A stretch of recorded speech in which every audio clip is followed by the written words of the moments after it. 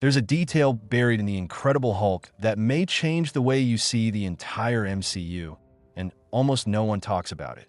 Welcome to Niche Bits, where every story is told one bit at a time. I'm your comic detective, Echo, and today we're continuing our comic book film breakdown rewatch of The Incredible Hulk, a 2008 film. It's the second film in the MCU's Phase 1, coming right after Iron Man. I'll leave a link to that video in the description. But while Tony Stark became a household name, Bruce Banner's story faded into the background. The Incredible Hulk was made to give Marvel's Green Giant a fresh start after the mixed reactions to Ang Lee's 2003 version. Marvel wanted a film that captured the action and tone fans expected. As the second movie in the MCU, it was designed to introduce Hulk as one of the founding pillars and lay the groundwork for future crossovers like the Avengers. The film opens with a montage of the events that forever changed Bruce Banner. The character first appeared in The Incredible Hulk #1 in 1962. Stan Lee has said the Hulk was inspired by Frankenstein, Dr. Jekyll, and Mr. Hyde, a creature born from science and inner conflict. In the comics, Bruce becomes the Hulk after shielding a teenager named Rick Jones from a gamma bomb test. Exposed to high levels of radiation, he transforms whenever he is overcome by emotional distress, a change he can't fully control. We also meet his love interest, Betty Ross, and her father, General Thunderbolt Ross, who both debuted in the same 1962 comics. In the comics, Ross develops a strong obsession with pursuing the Hulk. After he learns Banner is the Hulk, he hunts him as well, with his motivations varying from hatred to a strong desire to harness the Hulk's power. The film's version tells a different story. General Ross explains to Emil Blonsky that Banner was part of a secret bioenhancement project, an attempt to recreate the super soldier serum used on Captain America and Isaiah Bradley. Banner, unaware of the project's true purpose, believed he was making humans resistant to radiation.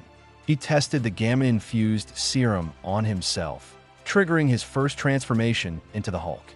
Though Rick Jones was listed in the S.H.I.E.L.D. files, he never appears. Now hunted by both the U.S. Army and S.H.I.E.L.D., and haunted by his own creation, Bruce hides from the world as he searches for a cure. While hiding in Brazil, Bruce focuses on one goal: control. Through meditation and breathing techniques, he trains his body to stay calm. In desperation, he starts communicating with Mr. Blue, an alias borrowed from Betty Ross in the comics. However, here it's used by Samuel Stearns, better known as the Leader. Having failed to cure himself, Stearns asks for more data about the experiment, but can't bring himself to go back home and be captured. But the peace never lasts. A factory accident exposes his location, and the U.S. Army, led by General Ross and Emil Blonsky. Blonsky, a character who first appeared in Tales to Astonish #90 in 1967, was a KGB spy who becomes the Abomination, a twisted, equally strong mirror of the Hulk. After finding Banner, the strike team attempts to catch him in his sleep, but Bruce escapes with a makeshift rope. A chase ensues through the rooftops and crowded alleys of Brazil. Banner's fear rises as he starts to lose control of his heart rate. When cornered in the bottling factory, he transforms for the first time in months. The Hulk tears through the factory and escapes into the forest, leaving Blonsky in awe and fascination of his raw power, a fascination that will push him down a dark path. Visually, the Hulk appears green, but that wasn't always the plan. Originally, his color was gray. The change to green resulted from a printing error that caused an inconsistent gray shade. Marvel later accepted the color green, retconning it to represent different aspects of Bruce's fractured psyche. After days of hiding, Bruce returns to the U.S. not for confrontation, but for answers, hoping to recover the data from his original experiment. He stays with Stanley, a pizzeria owner played by the late Paul Sauls, who voiced the Hulk in the Marvel Superheroes and Spider-Man in the 1967 animated series. Bruce works in the kitchen and uses a pizza delivery to sneak past a security guard, a cameo by Lou Ferrigno, the original live-action Hulk. He later bribes a college student played by Martin Starr. This cameo was later retconned as the same character from the Spider-Man films. In the parlor, we meet Betty's boyfriend and Bruce's rival, Dr. Samson, a long-standing supporting character from the comics. Through Stanley, Betty finds Bruce in a rainstorm, and they reunite, with Betty giving him the retrieved data. Meanwhile, Ross hands Blonsky a serum based on the formula by Dr. Reinstein, a key figure in Captain America's origin. Emil receives his first dose before the confrontation with Banner at the university. The following day, as Bruce is about to say goodbye to Betty, he is suddenly surrounded by soldiers. With Blonsky taking charge, Ross orders him to wait, wanting to trigger the Hulk's transformation. Cornered, Bruce transforms. The Hulk destroys the military, showcasing his destructive abilities.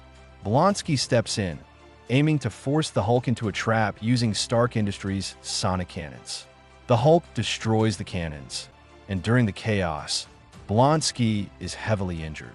Betty steps in to stop the Hulk from rampaging, but a helicopter crashes. The Hulk then escapes with Betty. After escaping the university chaos, Bruce and Betty find a brief peace hiding in the mountains.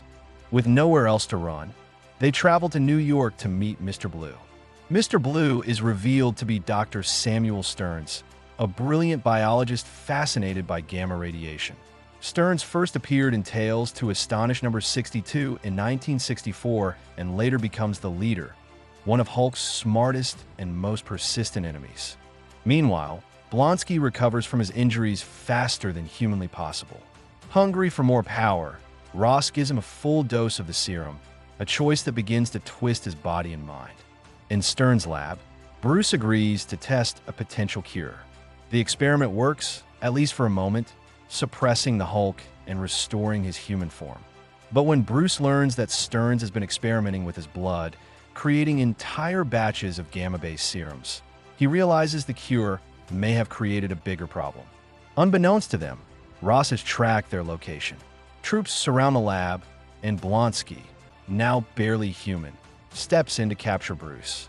After being tranquilized, Blonsky tries to make Bruce turn. Seeing no result, he gets angry and knocks him out. After the lab raid, Bruce is taken into custody. While he's being transported, Blonsky forces Stearns to inject him with Hulk's blood. Despite Stearns' warning, he transforms into the Abomination. The transformation causes an explosion, leaving Stearns with Hulk's blood dripping into a cut on his head, hinting at his future as the leader.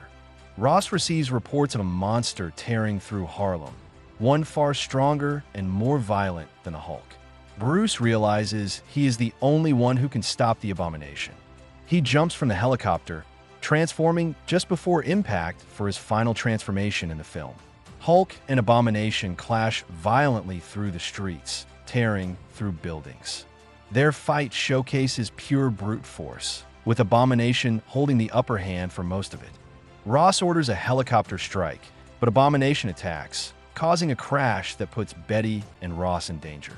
Hulk creates a shockwave clap to extinguish the flames and save Betty, a direct reference to his comic book Thunderclap.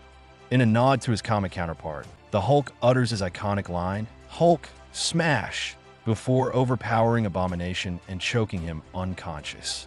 Having won the fight, Hulk spares Abomination's life, roars one final time, and leaps away. At the end of the film, we see Bruce in a cabin in the woods, finally in control of his transformation.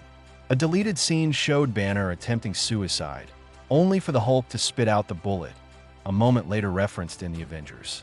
After his failed attempts, Ross sits in a bar, drowning in his failures and guilt. A familiar voice breaks the silence. Tony Stark, who says he's putting together a team. At the time, it seemed like a simple tease for the Avengers, but it didn't fit the timeline, as Iron Man 2 later showed Nick Fury assembling the team. To fix this, Marvel added connective tissue with the 2010 comic Iron Man, Public Identity, and the 2011 short film The Consultant. What began as a confusing cameo quietly became a crucial step in the MCU's early world building, linking the Hulk to the wider universe. Even though The Incredible Hulk was the second MCU film, it's often treated as the one that never quite fit. This is due to Edward Norton's recasting. When Mark Ruffalo took over, Marvel quietly moved on. Then there's the rights issue. Universal still owns partial distribution rights, making another solo Hulk film nearly impossible. Finally, its tone, released just weeks after Iron Man, lacked Marvel's trademark humor, leaning more into tragedy and isolation than heroics. But beneath all that, this film gave us the blueprint for who Bruce Banner is, a man forever at war with himself. Thank you for watching this rewatch of The Incredible Hulk. Follow Niche Bits on all our socials. Links are in the description, as I will see you in the next one with Iron Man 2.